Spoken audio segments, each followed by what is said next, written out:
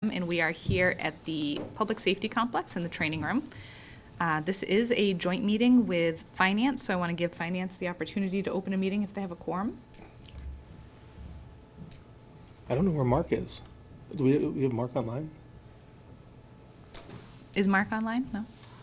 We have Ben and Jeremy online. We have a quorum. Ben, Jeremy, Yeah. Tony and I represent finance, so we And have I a believe quorum. Jeremy, Probably defer to Jeremy if Mark's not. Yeah, and Jeremy is vice chair, so. We can always. Okay, so I can't see who's there, so I hear Steve and I think I hear Tony. So that Yep. would give us four, Yes. so we do have a quorum, and as vice chair acting in Mark's behalf, I will open this meeting, joint meeting with the Select Board of the Finance Committee today, 6 o'clock, April 8th, 2024. Very good. Thank you, Jeremy. And likewise, I believe we were inviting Capital as well. Do we have a quorum for Capital? I see one. I just see one. well, I'm two. Two, sorry. And Sorry. two. Oh, sorry. Yes, two. I see no others. Okay. Mark's here now. And Mark is here now. Is three a quorum for you on Capital? No. I don't think so. So at this point, Oh, that's oh no, not that's Mark. Neil. He's on the Capitol. But he is on Capital, Yeah, right? there's Kateri, Neil, Forrest, Dave, Yep. All right, so we'll hold off for now on that part, and if something changes, they certainly can open their meeting after the presentation. All right, so we do have a departmental presentation to start us off tonight, and I'm going to start us with an introduction. So I'm going to move from this microphone to that one.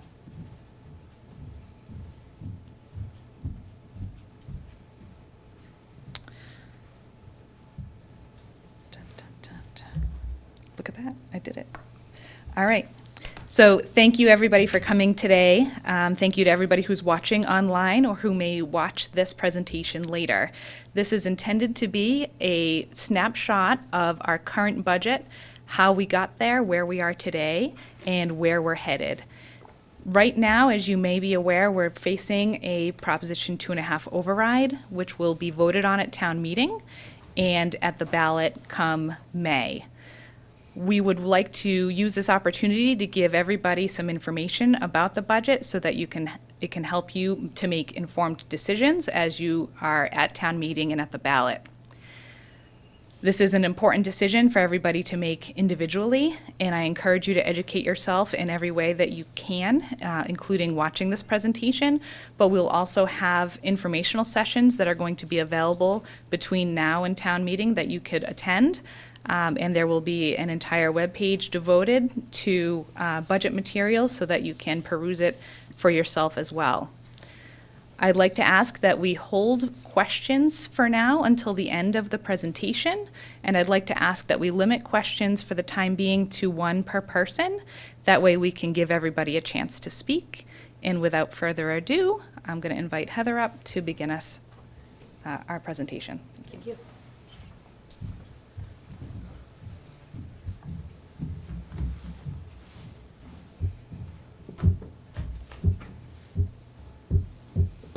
All right, how'd you get the next slide? Oh, right there. There's a little thing on the corner, yeah. Yeah. All good. Good evening. Thank you, Julia, for that introduction. So I am Heather Monroe. I am the town administrator. What we want to do tonight is just go over some basics initially, get everyone on the same page. So to start, we wanted to review with everyone what the FY25 budget season looks like and how we go about preparing a budget. So in August of last year, we had presented an FY25 through 29 financial forecast presented before the Select Board and FinCom. In the fall of 2023, there was several meetings held where the Select Board and FinCom agreed on budget guidance to disseminate to the various departments in preparing their budgets. In November, departmental budgets were submitted. In December, they were reviewed with myself. Hang on one second. You can only wear so many hats at one time.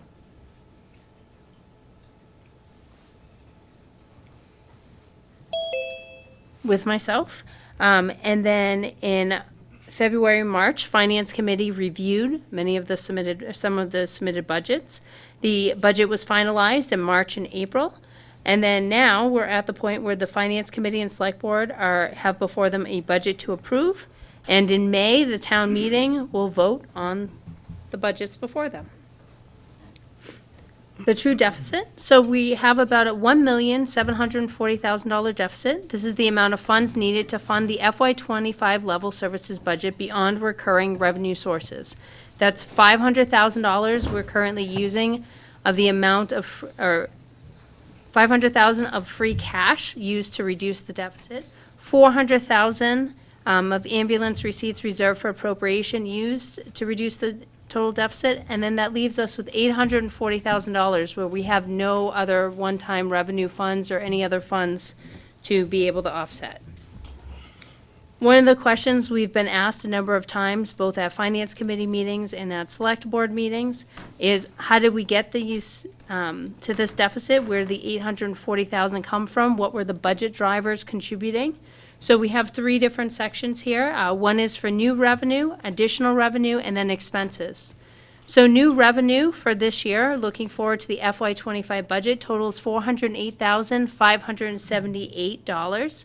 And that consists of four things. One is the 2.5% we can add to the tax levy each year.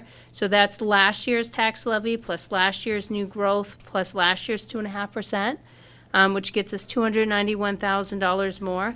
Our new growth estimate for FY25 is $80,000. Our estimated state aid currently, with just the governor's budget being out for the cherry sheet, is $11,401 more than the year before. And our local receipts have increased by $25,178 from the year before. The additional revenue, so this is the additional funds that we put each year towards our budget in order to get our balance down to zero between expenses and revenue. Our free cash from what we had used the year prior went down by $45,830. So just as a review, free cash is the amount of money that's left over in a budget year from whatever expenses were not spent and whatever additional revenues were made beyond what was anticipated. The ambulance receipts was staying about the same, and then stabilization operating actually went down because we're not using any this year. Last year, we had used $86,179 in order to balance last year's budget. This year, our operating stabilization balance continues to decrease, so we don't want to touch it and leave it there for emergencies. And the operation stabilization is like our rainy day fund. Our expenses, so these are new expenses this year, right? Things that have changed from FY24's budget to FY25's budget. We have the Wachusett Regional School District assessment that went up a total of $441,448 difference from last year. Bay Path's assessment, $96,045. Dispatch, this was our last year of getting a discount for the dispatch assessment, having State 911 grant cover a portion of it. It's 75% of what we're actually assessed by the Holden Dispatch. It increased from last year for us from what we paid to $29,075 more. Our IT budget went up by about $34,745, allowing us to provide upgraded working Wi-Fi in all the buildings. Employee benefits, which is health insurance, predominantly went up by $81,448. Retirement went up by $80,115. The DPW budget increased by $175,913. Personnel, contractual obligations, as well as increases for guardrail safety and MS4 permit compliance are part of that. The police budget, $82,739. Personnel, contractual obligations is the predominant amount of that.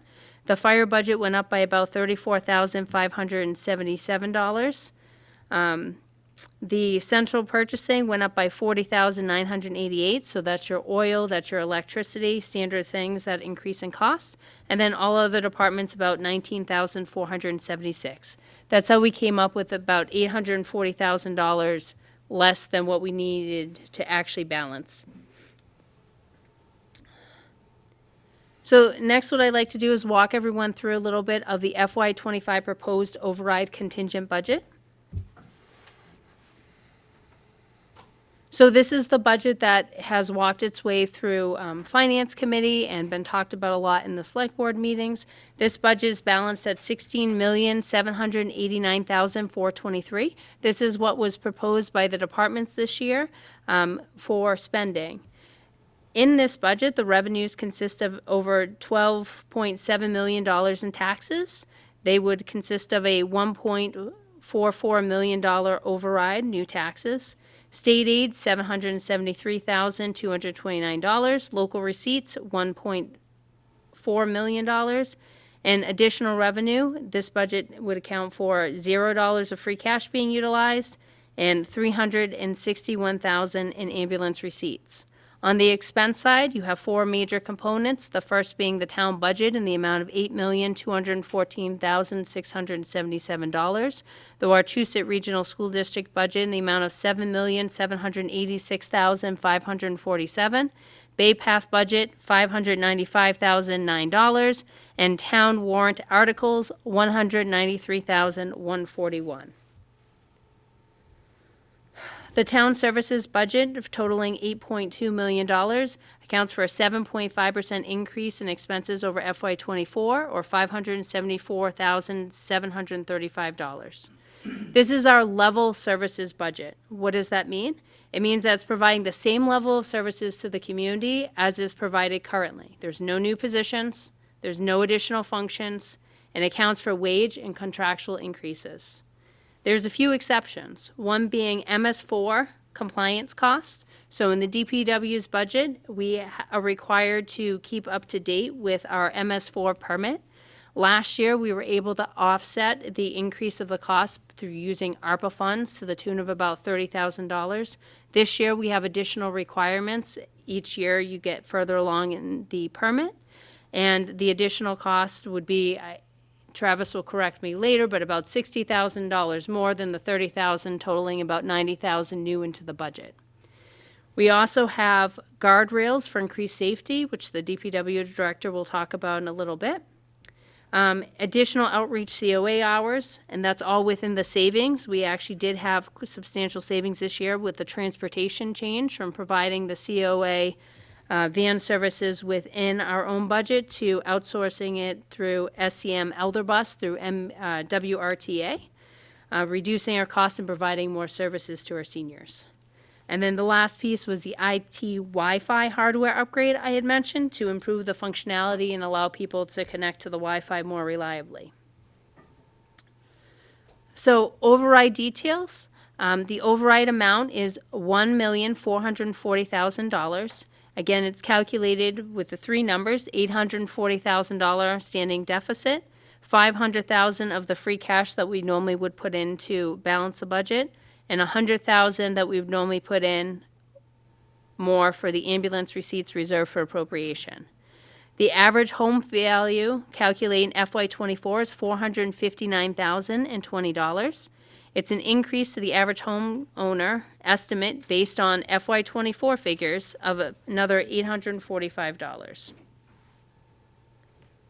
So before I go into the FY25 proposed non-override contingent budget or the reduced services budget, the budget that we would be on if an override was unsuccessful, I was reminded to note that last year in FY24's budget, in preparing this budget that we're on now, we did make substantial cuts to the budget in many of the departments already, cutting approximately $100,000 from the various departments, and also utilizing whatever we could for one-time revenues, operating, stabilization, ARPA funds, and so forth to offset and keep the numbers as low as possible.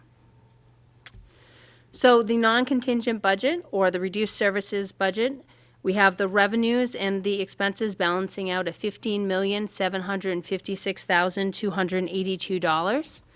Taxes are going to be the same as in the override contingent budget, same as state aid and local receipts. Difference here on this slide is the additional revenue. We would be using $500,000 of free cash again, and we would increase the ambulance receipts from the prior number of 361 to 461. On the expense side, the town budget would be reduced to $7,374,726. The two school budgets would remain the same, and the town warrant articles would remain the same. The non-contingent override town budget, this would represent a reduced services budget. It would be a 3.5% decrease over FY '24's town budget, $265,216 decrease over FY '24. Reduced services, so reduction in personnel. It would be a reduction in materials available for use, a reduction in hours open to the public in some instances, and an increase in unemployment funding would be required. How were the reduced services determined? We started with the baseline deficit of an estimate of about $840,000. We removed all non-essential, non-legally required costs. We did sit-downs with each small department to make any reductions we could. And then we took the remaining deficit and proportionally split it between DPW, police, and fire. So we're going to go a little bit closer at this point to take a look at the impacts to departmental services in the event that the override budget is not successful. So starting with small town departments, so this is going to include town hall, the council on aging, historical commission, EDC funds. Okay. So the proposed budget is $699,368,000. The reduced services budget would be $632,251. So looking at these numbers, a couple of things to point out. So the select board, it is, just like many of these, a small decrease, but it's everything we could cut from it. So right now, this would support still a full-time executive assistant, which is Donna. It supports the town audit is in this line. It also currently supports the town clock, maintenance and annual winding of the clock that's done, and as well as annual town reports and annual town meetings. And the reduction version of this, the town clock and reduced spending is permitted for the annual town report and the town meeting warrants. We've also removed, things as small as Adobe PDF Professional because it's an expense that we don't have to have. It's not essential, so we've removed it. When you look at the small departments, the town administrator, the town accountant, treasurer, collector, town clerk, the reductions you see there are all in either reducing training available to them, mileage to get to training, and other related expenses. IT reduction is due to removing the upgrades for the Wi-Fi. EDC and Historical Commission, there wouldn't be funds for those two departments, so they would be zeroed out. Building Department and Public Building Maintenance would have a reduction in staff, so town custodian would be available for less hours, and the Building Commissioner would be available for less hours. And then Tree Warden, there's a reduction in the budget that would cover the usual cutting of trees as services are needed. Major changes overall, so it would limit out-of-office coverage for town offices. So right now, when folks are out of the office, they many times have assistants who will cover for those times. So if they're on vacation, if they're out on training, the residents and the public don't see much difference because there's always someone there to be able to provide service for them. But in this case, we wouldn't be able to provide as much backup service. So they'd still have some help, but they wouldn't be able to be there when folks are not in the office. It would reduce resources and materials for staff, reduce training and educational opportunities, reduction of the custodial and building commissioner availability, and it also adds to the fact that we have a funded unemployment cost now to the tune of approximately $102,000 that we'd have to be prepared for. With that, I'm going to turn it over to Pam from the library. You came in late. I already gave instructions. It's at the bottom left-hand side, it's a little arrow. Good evening, everyone. Thank you for having me. I am Pam Shenifert. I am the library director. I have a master's in library science, and I'm certified by the MBLC as required by the state to run a library. of a population of any size in Massachusetts. So I am going to start with just a general overview. If I talk too slow, please slow me down. I will have more details available on our website, rmlpaxton.org, and the slideshow in more detail will be available in the town budget information on the Town of Paxton website. Just to summarize our mission statement, we strive to enrich lives, build community, grow knowledge, bringing people, information, ideas together, and to serve the needs of patrons with diverse ages, backgrounds, and abilities. We are a group of professionals dedicated to providing the highest level of public service to Paxton. We undergo weekly and monthly training provided through grants and for free through our library network and state and national organizations. The staff includes the library director, that's me, a youth services librarian, we're the only 2 full-time people in the library.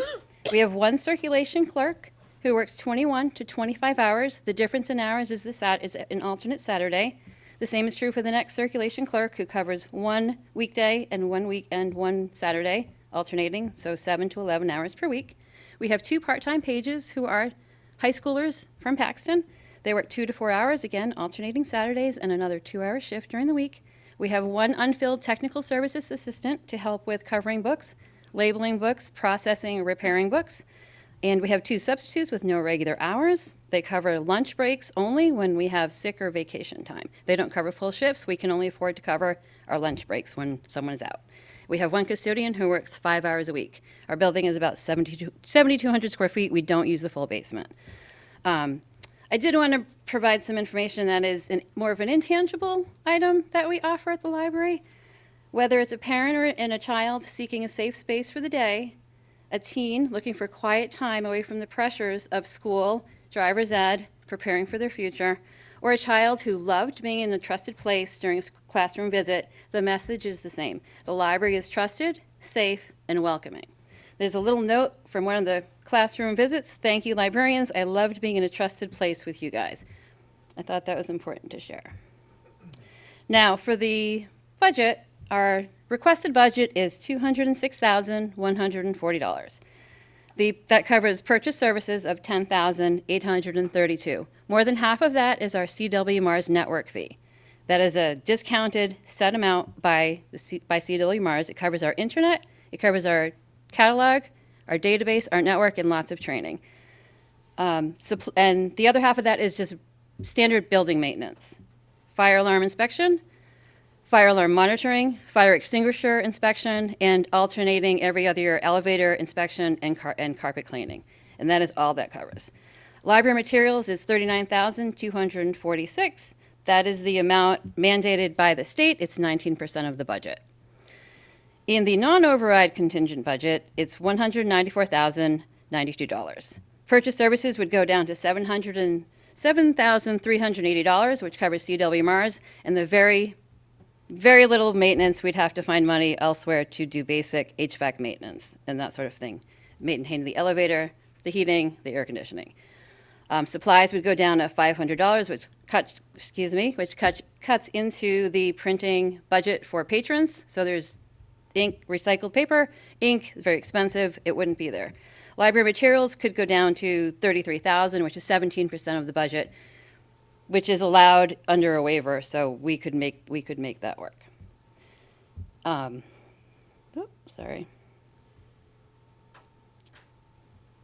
Thank you for your patience. I'm not going to go over all these details. They will be available on our website and on the town website. These are all the things we offer, up to 40,000 physical items in the library, 30 research databases through the MBLC, more than 300 digital newspapers available. And because we are certified, we offer interlibrary loan of more than 59 million physical items and more than 200,000 digital items. If anyone has ever used Libby, read their ebooks for free, that's part of that. And it includes interlibrary loans, so we can get books from any place in the state. Not the colleges, they're separate. We also offer traditional library services. We locate books, order new books, order hard to find books. We provide readers advisory service for teachers, adults, children, people who are learning to read. We give reference for local history. We locate social services for people. We research, we print, we scan, and we offer tech help. How do we serve how else do we serve Paxton? We serve the youth of Paxton. We are your students' librarians from age 1 month through grade 8 and beyond. The school does not have a certified school librarian. None of the schools except for the high school in the district. That's true. That's true for them too. So we also offer daycare and PCS classroom visits. We love when they all come to the library. And the teens, we offer teen jobs to some teens, and any teen who needs volunteer hours is able to get them at our library. We do not turn any teens away for their volunteer hours, whether it's for any kind of organization, National Honor Society, anything they need it for. We're happy to help them. And it does take time to do that, but we're happy to do that for them. We also offer a robust level of programming, which is not covered by the budget, so I'll cover that later. There are a lot of numbers on here. I will not read them all to you. I just gave a sampling of March. We checked out over 3,000 items physically from Paxton, more than 780 digital checkouts, 364 residents attended programs. We had 1,800 visitors, 23 new library card holders, phone calls, Wi-Fi. And if we look towards what we've done so far in FY24, we're on track to exceed all of our metrics for FY23. So the library is a very busy place. We do service Paxton and required to service everyone in Massachusetts, which you can imagine brings in a lot of Worcester residents and Rutland because they're not in CWMRs. So we have a lot of residents from outside that we are compensated for through our state aid, not through the Paxton budget. So if we go to our we're going to go to the proposed budget, the 206. Even in that budget, what is underfunded by the 206? Staffing. Our salaries are lower than any other in our population group for our library. They're low for our area, and they're below the cost of living for the town of Paxton. We don't have enough money for sick and vacation coverage. We don't have enough money to do all of our maintenance, and we don't have enough money for supplies based on patron demand. But I want to say we do make it work. So it's not all bad news. We do our best to fund everything we need to fund to service Paxton the best we can. Our equipment, $0 in the budget. We use state aid, grants, Friends of the Library. This is a nonprofit fundraising group in town. We have $0 for technology. As you can imagine, we no longer have a card catalog. We have computers. The only money for that comes from state aid and grants. There's $0 in the town of Paxton budget to upgrade or fix any of our computers. That includes staff and for patrons. Publicity, promotion, marketing, and outreach. If we don't publicize what we're doing, people don't know about it. There's no money to do this. We use state aid, and I use a lot of free services. Programming. 100% of programming and related supplies comes from the Friends of the Library, state aid grants. Museum passes. 100% comes from state aid and Friends, and some from the Berry Savings Grant. Capital expenses and emergency repairs for the building comes from the RML Trust and the Bigelow Trust, and we're limited to spend only the interest, and it can only be for the building. For example, we upgraded the heat with that money. We replaced the gutters. Again, not town budget. Enhancement of space and services. I received a $30,000 ALA grant, American Library Association, to expand the usable space for patrons and make it an accessible space. I'm still working on it. It's a sensory room, and I got a $30,000 grant from the ALA. In total, for FY24, I received $45,000 in grant money for the town of Paxton for the library. Last year, it was around 23 or 25. I don't have the number in front of me. And that's from me doing grant writing and have a background in writing and journalism. So that's all the things we do and all the hard work we do to bring everything the library and people really need without impacting the town. We do that on top of what we're asking for people. The other thing that's not covered is the landscaping. Besides the mowing, which Travis and DPW happily mow our lawn, the volunteers actually landscape the rest of our yard, including cutting bushes and planting flowers, which we really appreciate, and the Friends pays for the mulch, and volunteers come and mulch at the library. I have one other thing I can't see because, lost and damaged items that are not paid for by patrons, we pay for from the Howland Trust Fund. We can only use that for books. So if we need to replace important items and people can't afford to do it, we will do it from the trust fund. Now, what's required for state aid and library certification? This is what we will have if we have the 206,000 plus budget. A town-funded budget needs to be 2.5% of the average of the last 3 years to meet to be in compliance. That's called the MAR, it's the Municipal Appropriation Requirement.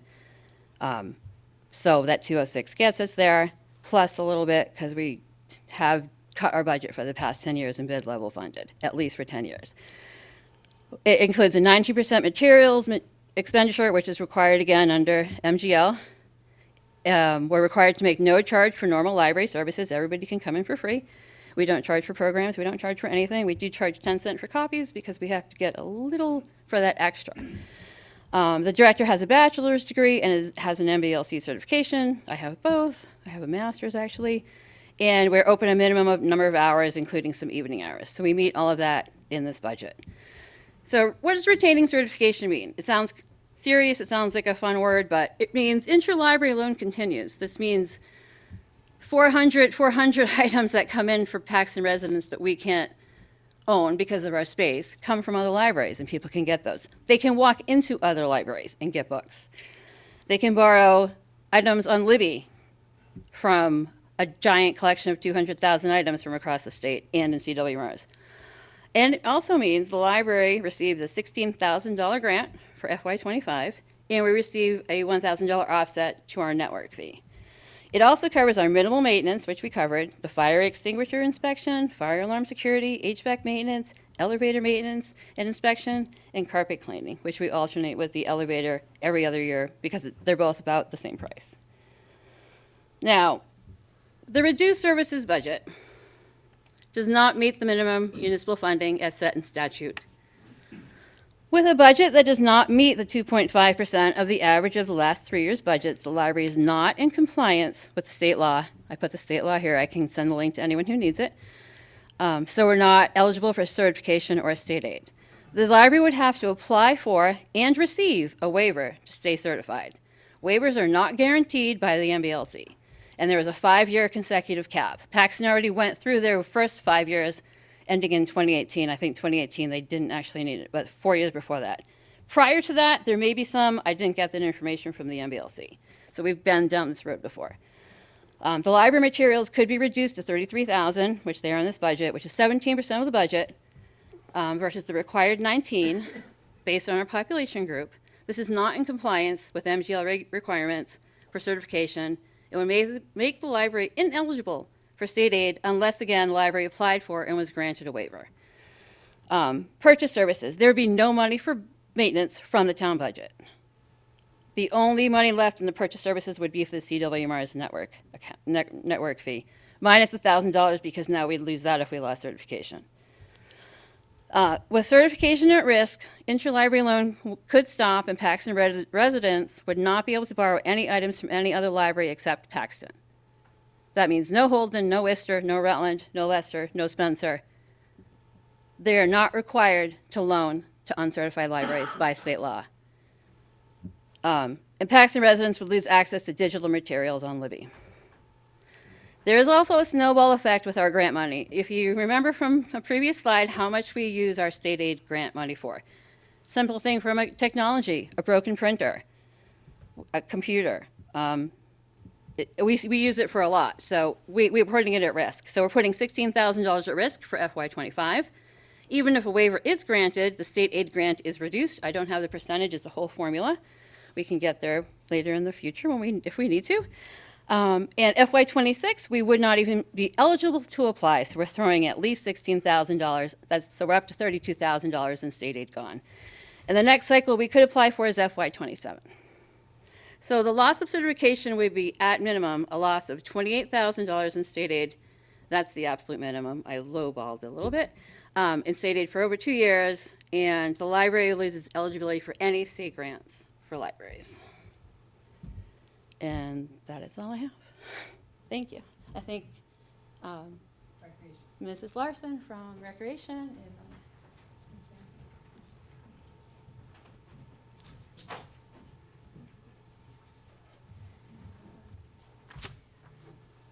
Did I see the button moved? Are you doing it or am I doing? You'll do it for me? Okay, thank you. I am Heather Larson. I am the Vice Chair of the Recreation Commission, and I am representing the Recreation Department this evening.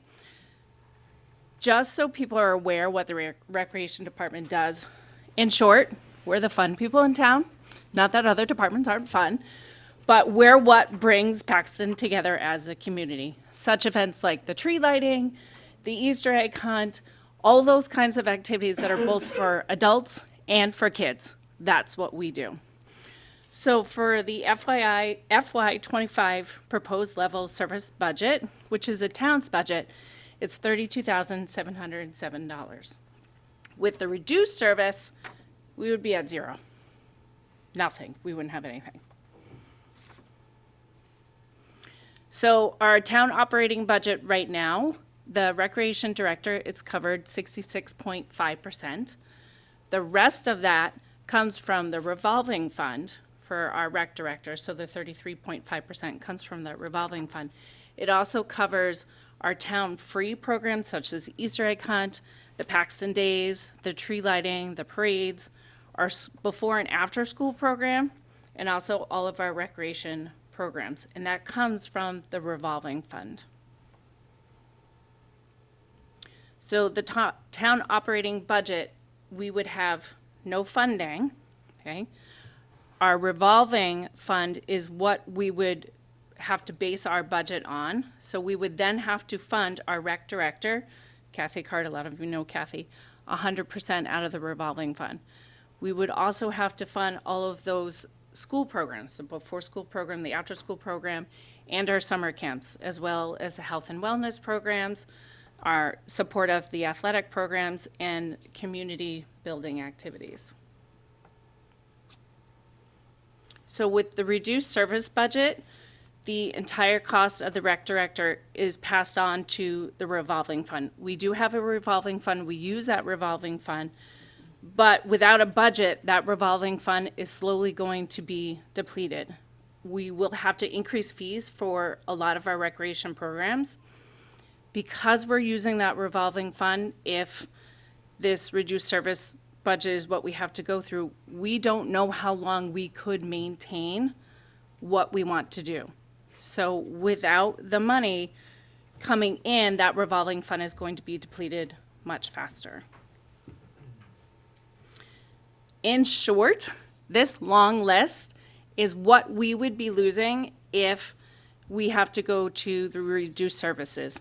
So you can see there's a huge list of immediate programs and services that are going to have to be canceled, including working with DPW to purchase equipment to mow the lawns, Memorial Day Parade, Paxton Days, all of our support of our Eagle Scouts who do programs for us, support of community events, the Zumba, the yoga, music program, the 5K race, the big, huge one, the tree lighting. I mean, in short, it's been compared to being Hallmark in Paxton, or Hallmark Kids Paxton. It's a huge event.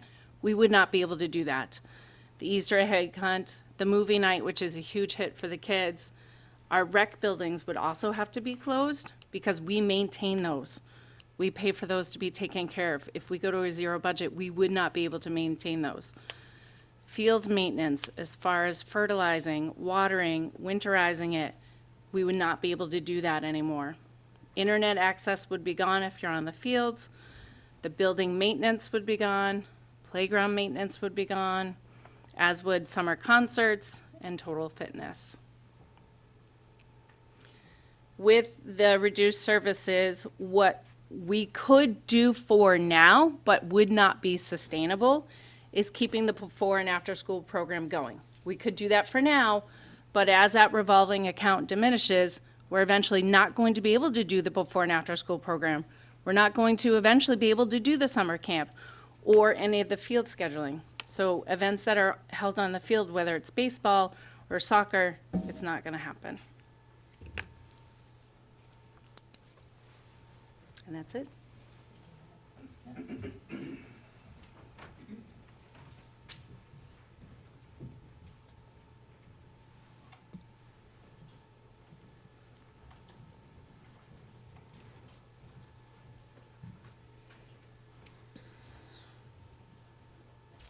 Good evening. I am Travis Tebow. I am the Director of the Public Works Department here for the town of Paxton.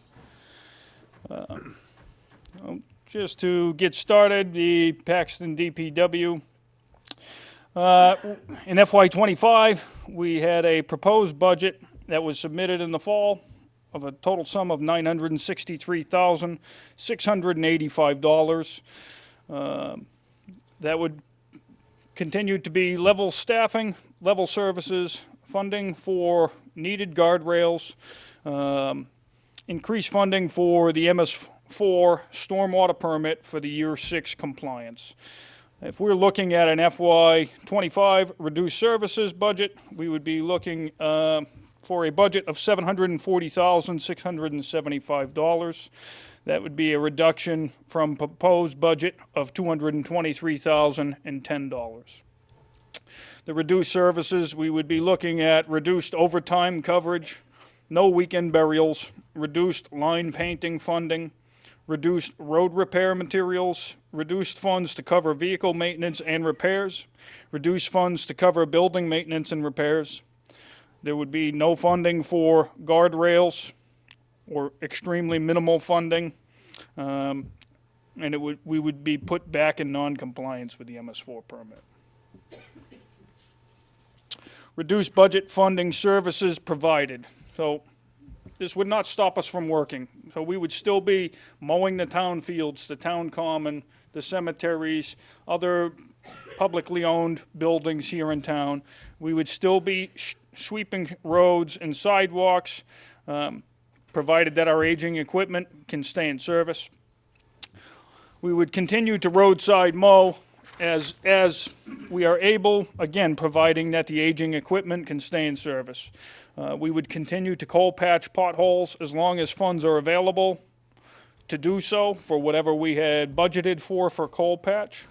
What we would be looking at losing would be weekend burials at Moreland Cemetery. So currently, we provide burial services Monday through Saturdays. If we have to reduce the cost in our budget for overtime for that line item, that would be one of the things that we would unfortunately be most likely forced to cut that. We would continue to clean and inspect catch basins as available. We would continue to plow and treat roads to the best of our abilities.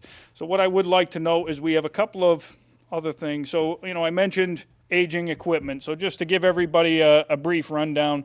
So currently, what the DPW has is 4 pieces of equipment that are less than 10 years old.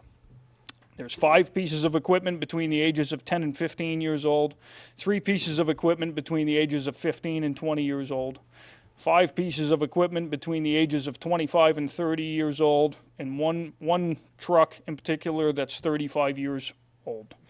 As you can imagine, we get equipment like this over time. It takes a lot of money to maintain these equipment, especially once you exceed the 10-year mark. In reducing this budget from what we propose to, if an override does not pass, we would be looking at reducing our equipment maintenance budget line item. Basically, where we would get to a point is where there would be no more funding to maintain or repair trucks, equipment as necessary, and that equipment would have to be taken out of service once we got to that point. Same thing with the cleaning and inspection of catch basins. So we're out regularly doing that. That truck that we use for cleaning and inspecting catch basins is a 1996. That's part of our MS4 requirements, is to clean and inspect basins, outfalls, inlets yearly. Our roadside mower is also a 1996. Both of those 2 pieces of equipment are 28 years old.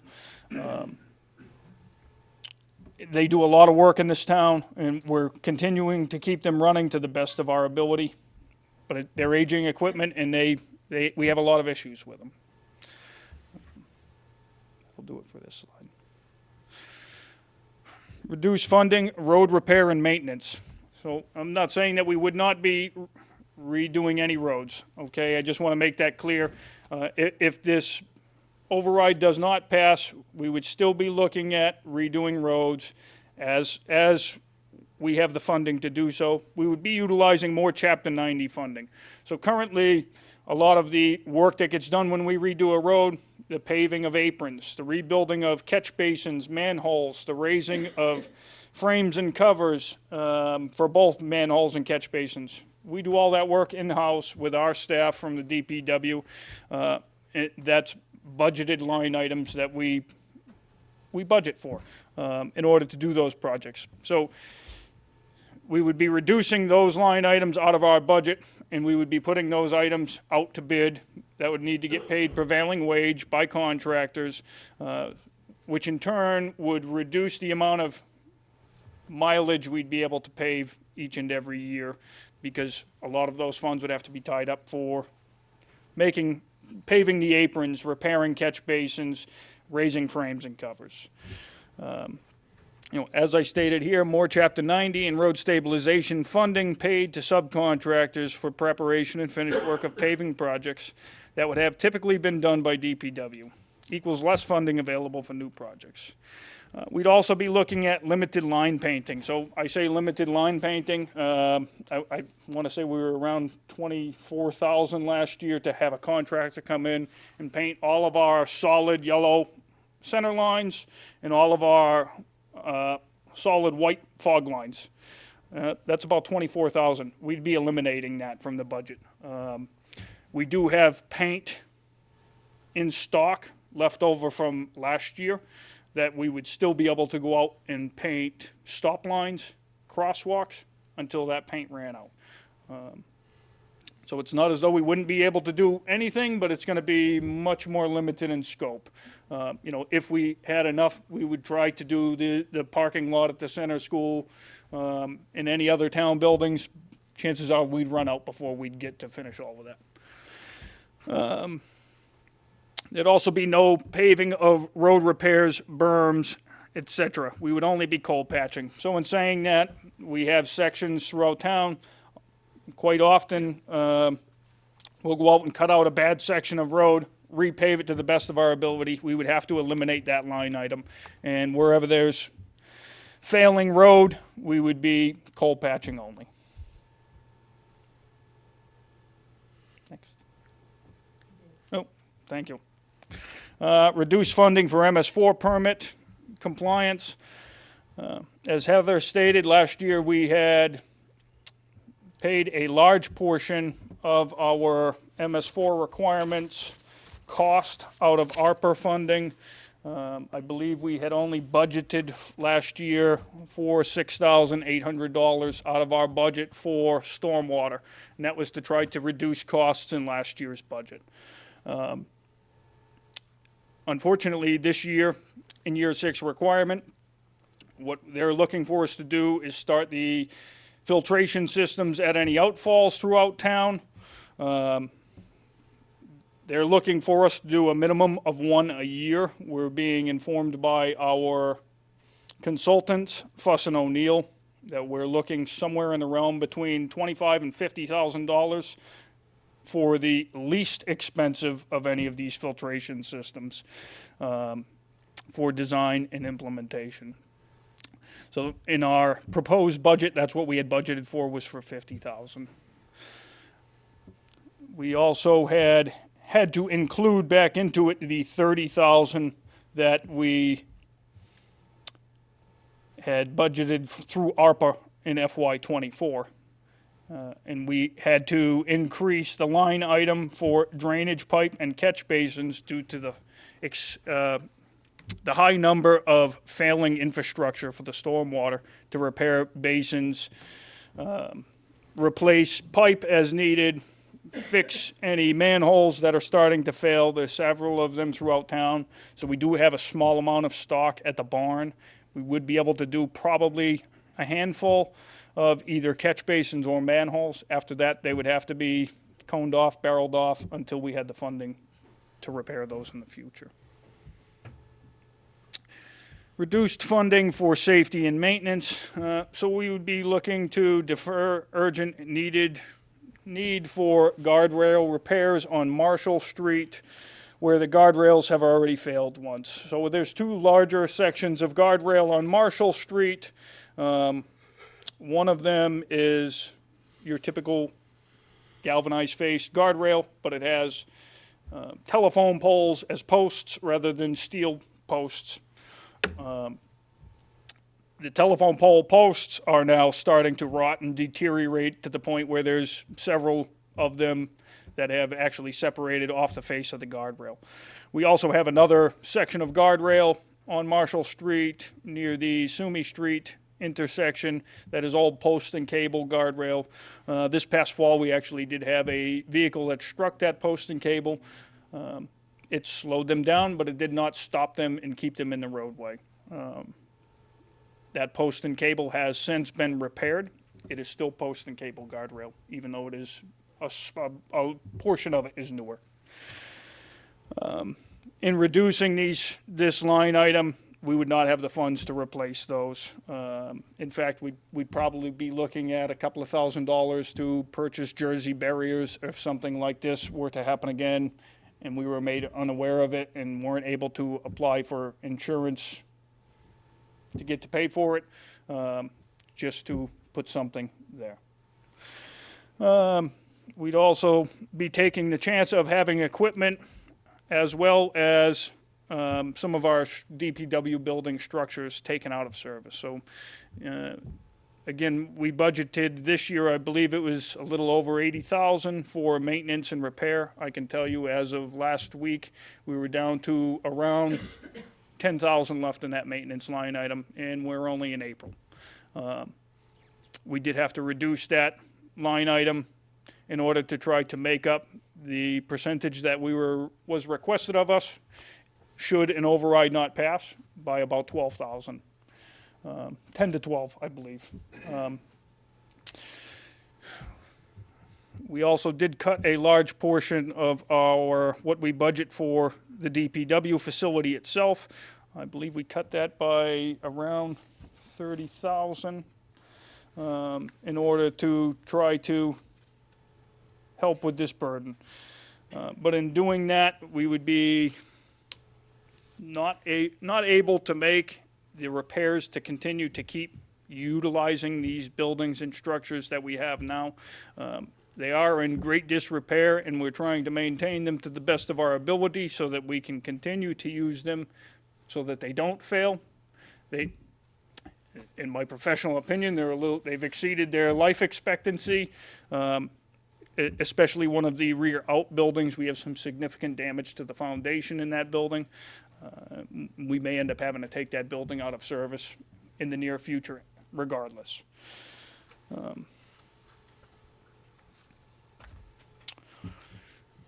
Reduced funding for staffing coverage. So again, we'd be having to reduce the cost for the overtime for the DPW employees. So we'd be looking at, chances are, cutting all non-emergency calls placed after hours, as well as weekend burials, as I stated previously. So we currently try to hold burial services at Moreland Cemetery Monday through Saturday. If we don't have the funding for the overtime to pay the guys to come in on a Saturday, and if we don't have the funding to have the guys come in when we get non-emergency calls, or what I'm calling non-emergency calls, which would be something of, an animal struck on the side of the road that needs to be removed. That would have to wait until the following day. Isn't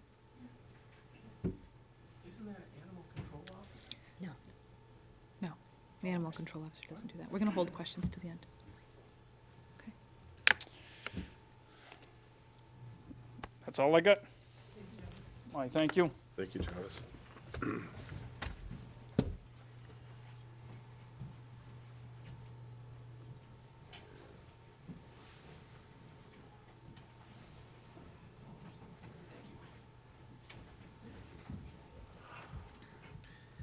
Good evening. For you that don't know who I am Mark Savasta. I am the police chief. Try to keep this to a minimum, but before I get started with these slides, I just want to give you a little history of the Paxton Police Department, so you know where we came from when I started to where we are today. Back in '97, when I became a police officer in town, we had 8 full-time police officers and 6 part-time. Sometime around 2004, we eliminated part-time officers and hired one more full-timer, giving us a staff total of 9. We remained there for about the next 15 years, until 2019, when we went to regional dispatch. I was able to hire a 10th employee. So currently, Paxton's staff that patrols this town should be at 10. My requested budget for FY25 is $1,296,520. That's currently going to cover a recently agreed-upon collective bargaining agreement that the Select Board was able to get signed with the patrol officers and sergeants. That would get my staffing up to a police chief, 1 lieutenant, 2 sergeants, 2 detectives, 1 school resource officer, traffic officer, and 3 patrolmen, along with 1 administrative assistant. Currently, we have 2 open positions of those 10. Honestly, I stopped advertising because I couldn't, in good judgment, knowing that an override was coming, interview any people that could possibly lose their jobs. It wouldn't be fair to them to have them leave a current position to come here, and then the possibility of me laying them off 2 months later.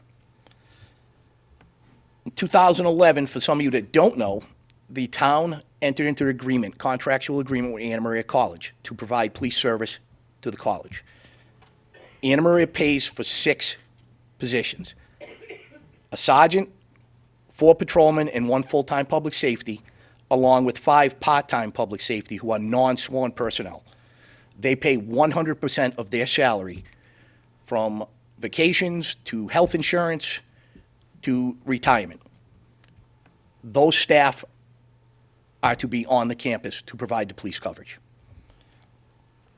Next slide. Okay.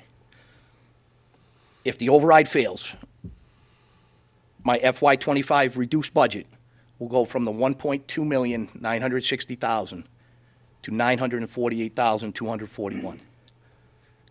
Approximately $348,000 decrease. That will reduce my staffing to a chief, a lieutenant, 3 sergeants, and 2 detectives. I will lose 4 full-time officers. With those, next slide, please. Yeah. With those reduced staffing levels, the school resource officer that I got in 2019 will be reassigned, so he will no longer be in the schools. The overnight patrol, based on collective bargaining, it takes 3 officers to run a 4-and-2 schedule. That will be eliminated. I will not have any officers patrolling the town of Paxton on the 11-7 shift. If any calls for service come in, we're going to have to take one of the officers off the campus to answer the call. Now that's leaving the campus short-staffed. We're going to have to rely on mutual aid or state police.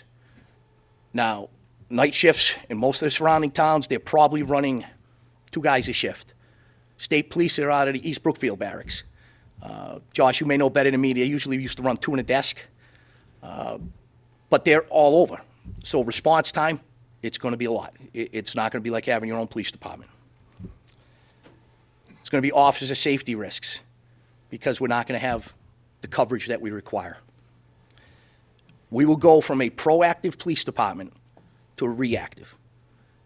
We will not be out patrolling the streets. We're not going to have the gas money. Gas is going to be cut to almost in half. Specialized training is going to be eliminated. There will be no specialized training. There will be no instructors to come in here and train my instructors that teach the department. That is gone. There will be no maintenance for our vehicles. I will have bare bone minimum to do maybe oil changes. My overtime budget will get reduced to a level that I will not be able to backfill overtime. So if an officer takes a vacation day, calls in sick, that shift's either going to run short or it's going to be unfilled. All community policing programs that we do will be eliminated. Any town events, any town functions that we usually provide policing for, they're eliminated.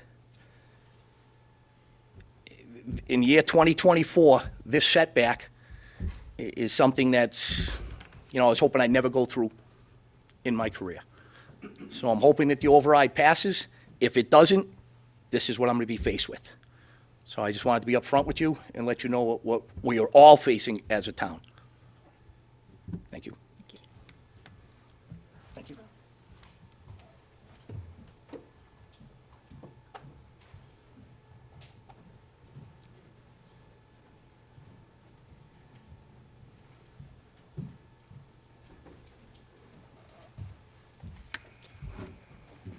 Good evening, Mike Pinjatori, Fire Chief. Here to kind of give you a rundown, similar to what my counterparts just have, in what the fire department provides now versus what it could potentially provide if we have to reduce services. So right now, what we do is we provide fire suppression in response to all types of fires. We do carbon monoxide, alarm calls, motor vehicle accidents, hazmat, you name it. We're kind of the all hazards department in this town. We also do and provide fire prevention services, which include inspectional services. So every time someone has to change out a heating system in their home, sells their home, those all require inspections from us. New construction, renovations, you name it, it gets inspected. And code enforcement. So we get a lot of complaint calls as well. And we have to go out and enforce fire hazard complaints, obviously. We have a lot of places of assembly with the college, churches, daycares, camps, and illegal burning, things of that nature. But one of the biggest things that we do provide is emergency medical services, about 80% of what we provide day in and day out. With the emergency medical services, we've been fortunate enough to have an advanced life support ambulance since 2007. In 2013, we completely absorbed it from it being a half fire department staff to a half private to a fully fire department staff service in 2013. With this comes the quickness of a response to your homes within 5 to 10 minutes. It also offers great community outreach and a lot of life-saving prevention stuff that we can do, like CPR and first aid training. And we also do emergency management. That's a big wing of what we do. In FY22, FY22, we had to absorb all of emergency management underneath our wing because we had to zero out the budget. So we were the department, I was the person charged with emergency management, so we zeroed that budget, which was around $14,000 back in FY22.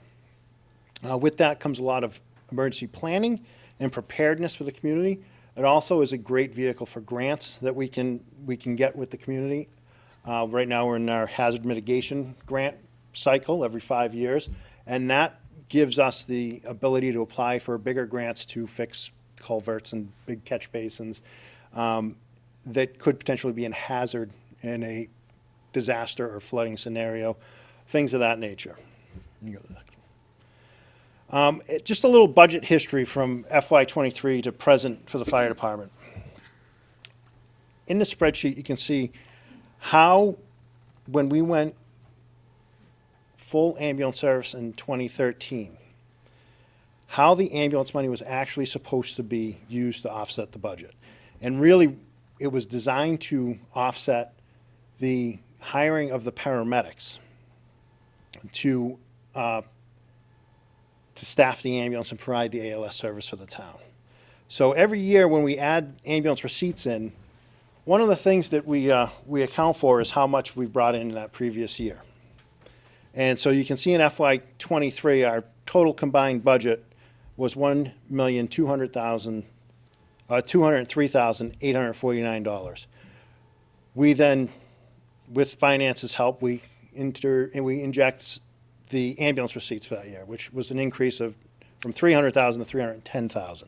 So that put the total taxpayer liability for the fire department and EMS service at $893,849. In FY24, with contract obligations, we went and requested $1,278,000.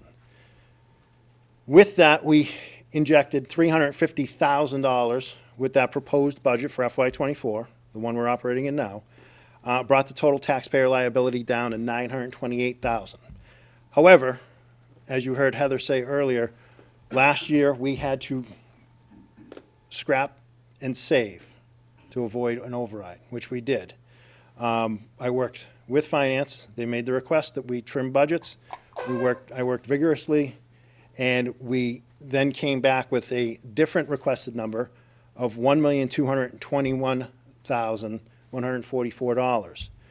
We injected $400,000 from ambulance receipts, making the total taxpayer liability $821,000, which was a $72,000 decrease from the previous year for taxpayers to pay. Overall, 3.2% decrease cumulative from FY '23.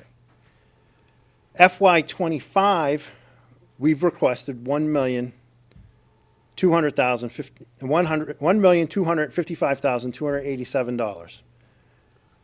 We've requested to inject $460,000 into the budget.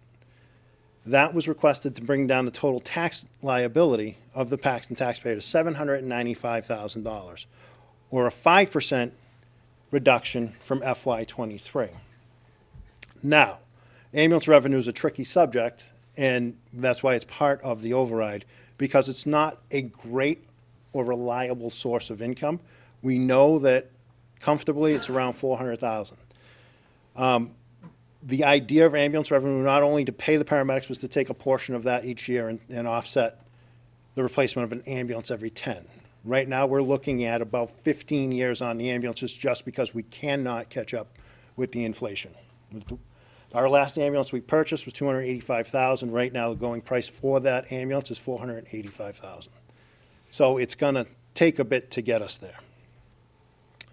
The whole point of EMS revenue was to offset the pain to the taxpayer, and that's what we want to do. That's our mission. You can go next one. So you can just see the chart as we go down from FY '23 down to FY '25, and that's your tax money. That's not what we're requesting.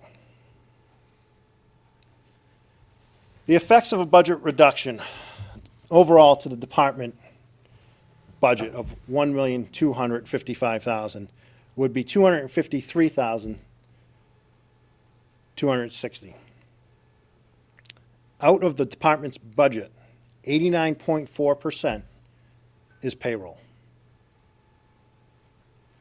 We're just like any other department or any other workforce.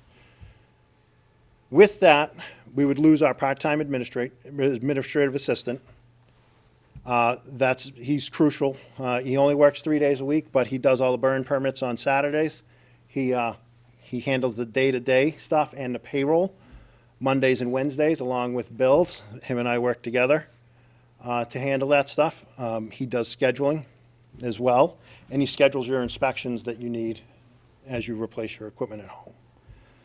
It would bring us down to 1 day a week staffed with one paramedic.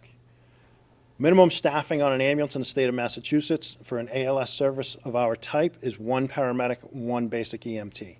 So at least 1 day would be staffed with just a paramedic. We would be unable to transport.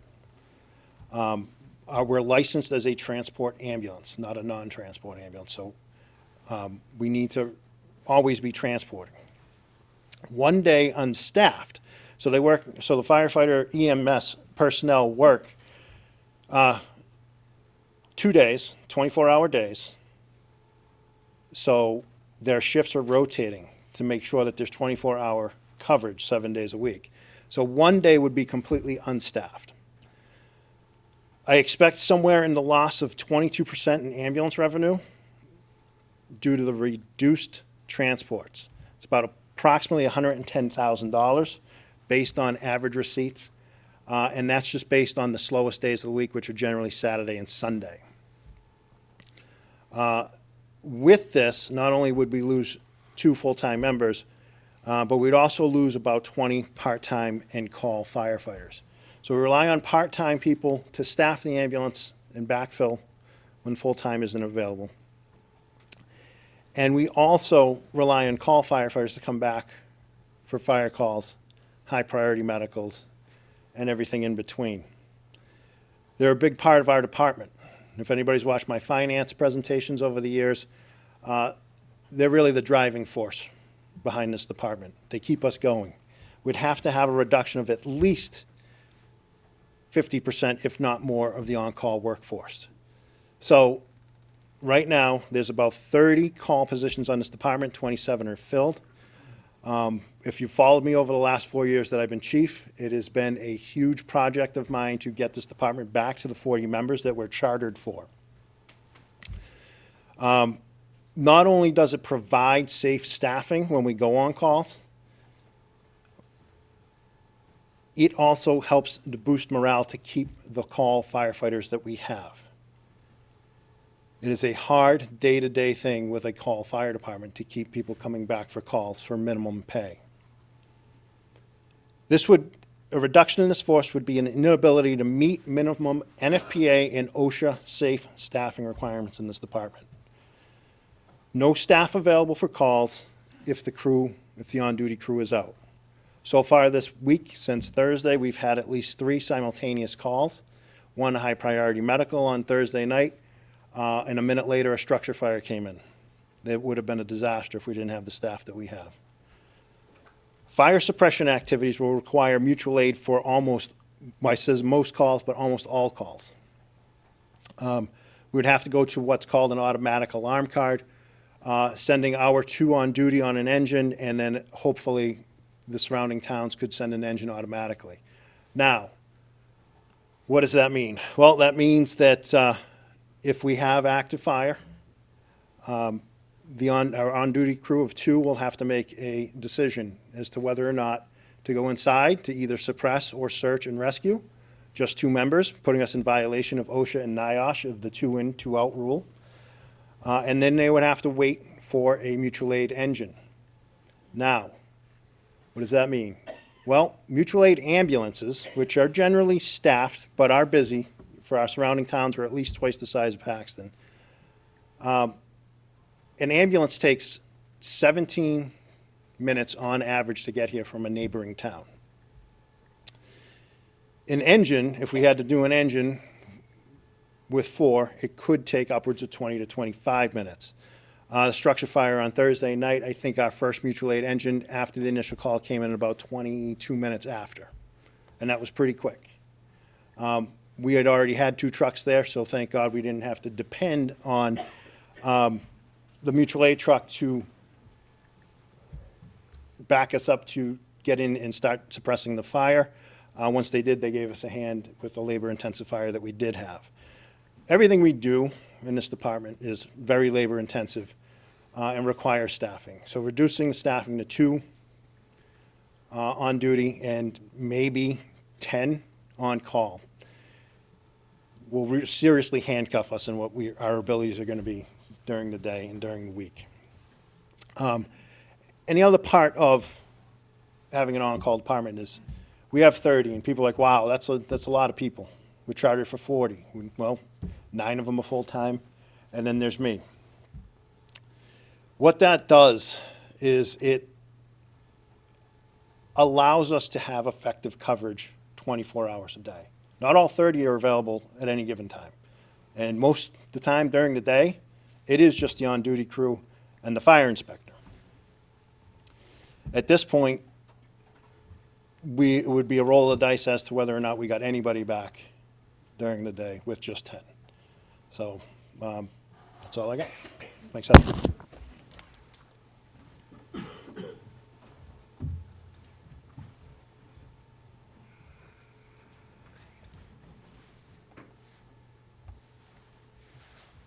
All right, thank you everyone who presented. So I'm just going to go over some brief next steps.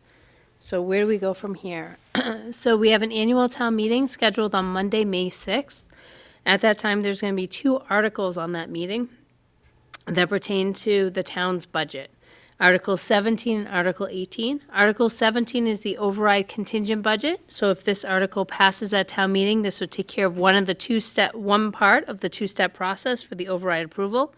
The article, if approved later at the ballot box, would allow for the $1.44 million to be raised in taxes and assessed starting in FY25.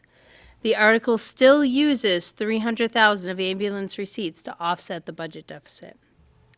Article 18 is the non-override contingent budget, or the reduced services budget we spoke about this evening. If this passes at town meeting, this article would only become effective in the event that the ballot question fails and/or Article 17 fails. The annual town election is scheduled for Monday, May 13th. There is one question on the ballot, and it uses the Mass General Law's required language. And if approved, and if Article 17, as previously mentioned, passes at annual town meeting, the town would have an approved budget for the proposed number with the $1.44 million in taxes. Available resources for folks who have questions. So we have the FY25 budget presentation from this evening. So we will capture this and put it on the website for a link if anyone would like to view it later, if anyone misses it. We also, on the town website, if you go to the main page at the top, on the right-hand side, there is a link to FY25 budget. It's now its own page. It has information on both the town meeting warrant. It will have all the budget materials. It has all the finance committee materials that I had to upload, as well as all of their videos. If there's any questions, you want to watch that. We'll also work on right now, next few days, we should have up there FAQs. We'll continue to develop these as we do information sessions. And lastly, there's a lengthy list, as Julie had previously mentioned, of informational sessions. So if you have a question, most certainly encourage you to reach out at any time or to come to one of these information sessions. There's a variety of them, from being at the COA to being in this building, to being at the school, to being on Zoom, to being at the library, various days, various times, trying to capture as many folks as we can and make it as easily available for everyone who would like access to it. And that is all I have. Thank you. Okay, so as I mentioned, I was going to allow some questions at the end of this. I'm going to ask that we limit our questions to one per person so that everybody gets a chance to speak. Otherwise, I will go ahead and open the floor. Go ahead, Josh. For the override, are you guys gonna keep it two separate votes between the school and the town? Right, so right now, the way we have it set up is it's 3 articles altogether on the warrant, and we kind of did go back and forth on this a little bit, trying to find the right way to give everybody the ability to have a voice on what they want to, approve. So at town meeting, you're gonna have the option of approving or disapproving the school budget in its entirety. We are required to present the school budget in full.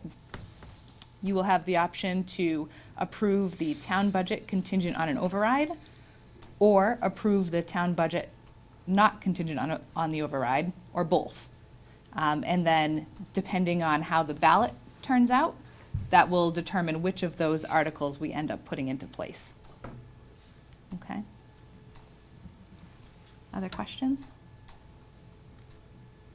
Neil?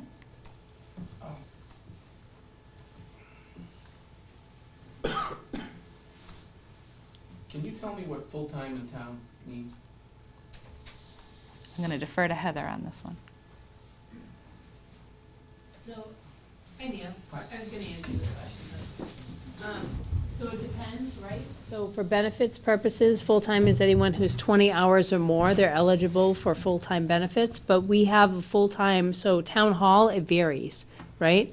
Myself and Donna are 40 hours, I think Lori is 34-ish, Donna Kuchar's 32, and Larissa is 20, and Kateri is 24?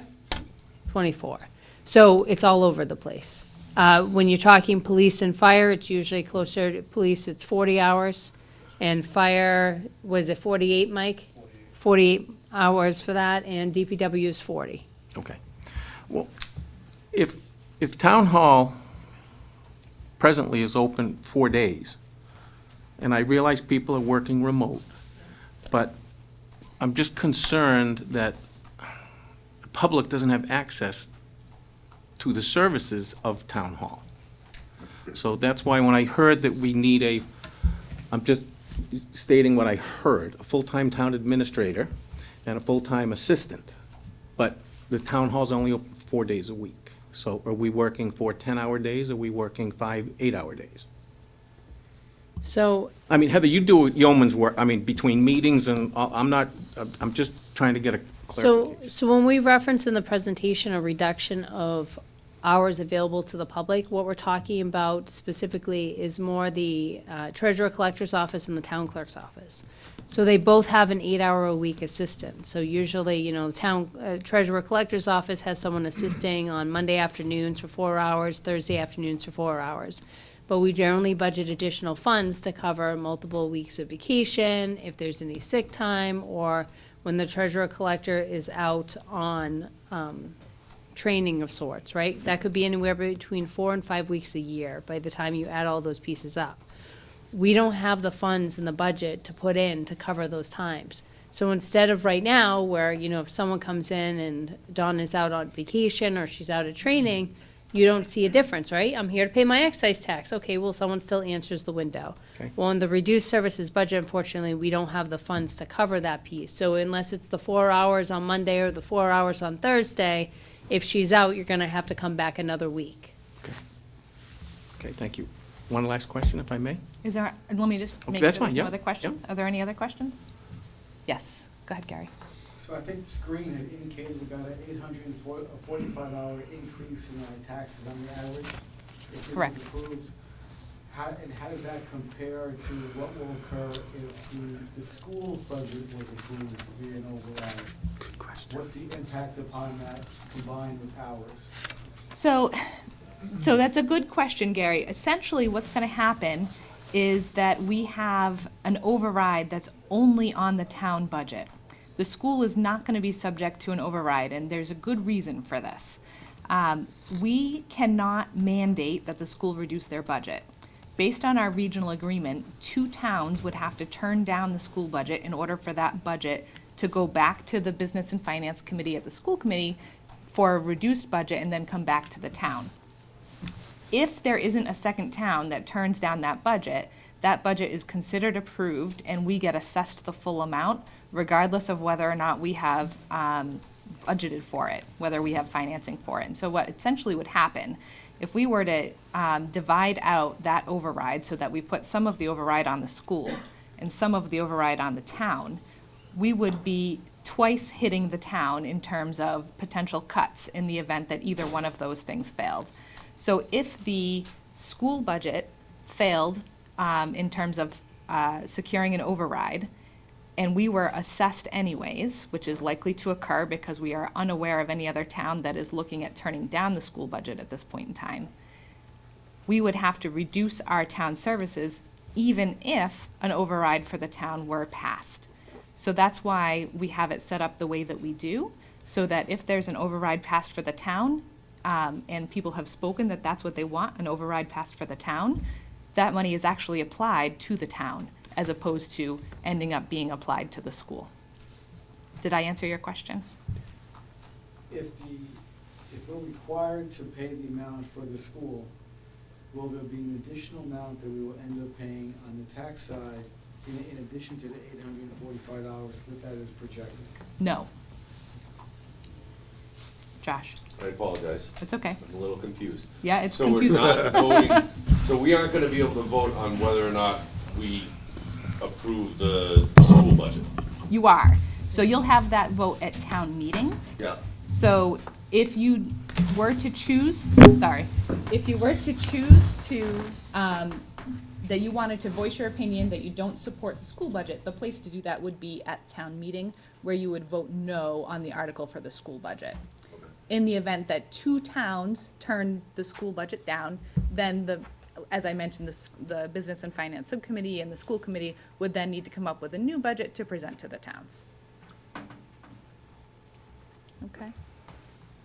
Tony, you look confused. No, I just want to add, because there was a question about, is there any additional tax? I think it's important to talk about anything household related in terms of, the impact per household, but there is the 2.5% increase Do we know what the household impact of that is? It's probably like 100 and Your usual 2.5%. whatever that adds up to, just so people, because you are getting that too, there's a 2.5% increase. I mean, that's every year. Every for the year, your most part. taxes will go up by 2.5%. But just so people know, like when Yeah. you're, that 845 is what you're voting on, but in addition to that, it's increasing 2.5% on top of that. So Tony, I don't know what that amount, it's not, Yeah, I mean, it is a Crazy, little but- bit of a moving target, right? Because that 2.5% is based on the valuation of your home. right. So there, for the last 3 years straight, we've actually reduced our taxes. So here in town, we have been able to go down on our tax rate.